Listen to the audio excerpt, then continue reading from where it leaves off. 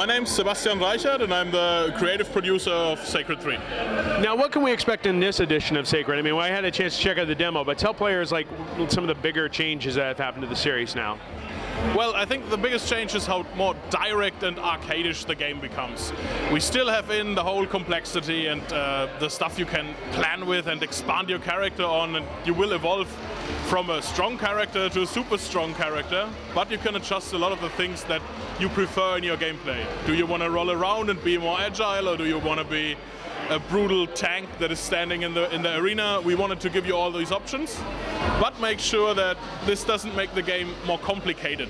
There should be complexity without being complicated. So what we did is, this arcadishness that we're talking about is basically basic gameplay that is very direct, very arcadish, and lets your friends simply join by pressing a button. No matter if they have a character, no matter if they play it for 10 hours or never played it before, they will press a button and you will have fun together. So it's got a pick up and play mentality, doesn't go incredibly deep on the role-playing elements, but you can change weapons, you can skill up your character. I would say it goes deep. Oh, it does go deep, okay. But it's, at first it puts you into a safe place, and then when you really want to dig in, it says, okay, go loose.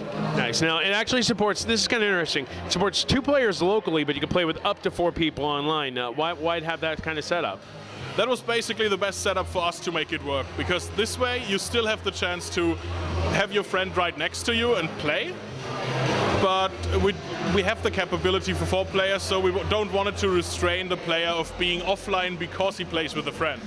So what happens is a friend jumps in and then you play with other friends online. It's the perfect thing in between to make sure that the UI stuff and the whole complexity and waiting for other players isn't taking over, and you still focus on the fun, have an easy impact, easy way going with the game, but are not distracted by anything. Now tell us about the characters that are involved in the game. We played as, I forgot her name already, I'm sorry, but we played as... It's the Ancarian. We played as two Ancarians, which are the nature culture, which means they fight a lot with poison, they have crystal spikes. They are very good in keeping the hit points up, but I wouldn't call them a healer class. They have some advantages that make hit points come back, but they're still dishing out tons of damage. Who would you say is your favorite character, though? From the looks, it's the Ancarian, but from the gameplay, I tend to go to the Zafiri, because he's a perfect tank, and he has this special skill that makes him dash around while leaving a fire trail. So you can actually use, you can remove the evade from your character setup and give him a block, which makes him very resistant. And the lost mobility is coming back through the special skill he then has, that he can use this fire dash. And I like this combination of having him still fast while being the tank. You see, the game has a little bit of competitiveness in terms of the scoring and everything like that, but I know you can also team up with other players and share their life bar in certain situations. Yeah, exactly. That's the whole idea about this. Victory is ours, but glory stays mine. Money's mine. Exactly. So yeah, there's this special moves that work between the players and make sure that they stay alive and they can overcome the challenge.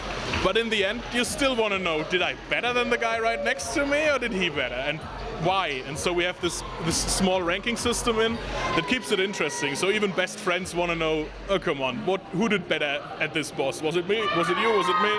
So it was me. It was totally me. Yeah, it was you. I'm sorry. When's the game due out? I believe it's almost done now. It's almost ready for release. Yes, we will be out at 5th of August. Great, and that's Xbox 360, PS3, and PC, right? Exactly. And finally, if you were a warrior in real life, what weapon would you wield? The hammer. A huge, brutal hammer. You ready to put the hammer down?